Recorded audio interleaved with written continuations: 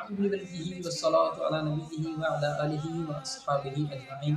وعن أبي هريرة رضي الله تعالى عنه قال قال رسول الله صلى الله عليه وسلم: الإيمان بضع سبعون شعبة فأفضلها قول لا إله إلا الله والأدنى إمامة عن طريقتي والحياة شعبة من الإيمان.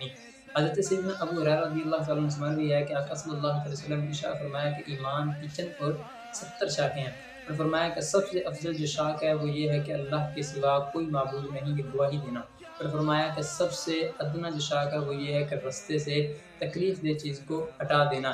اور فرمایا کہ جو حیا ہے یہ بھی ایمان کی شاخ ہے. اس حدیث پاک سے ہمیں پتہ چلا کہ رستے سے چیز ہٹانا، مثلا کوئی اینٹ وغیرہ یا کوئی لکڑی وغیرہ اس طرح کی کہ رستے میں آنے جانے والوں کے لیے تکلیف دہ چیز ہو، اس کو ہٹا دینا، یہ ایمان کی ادنا شاخ میں سے ہے.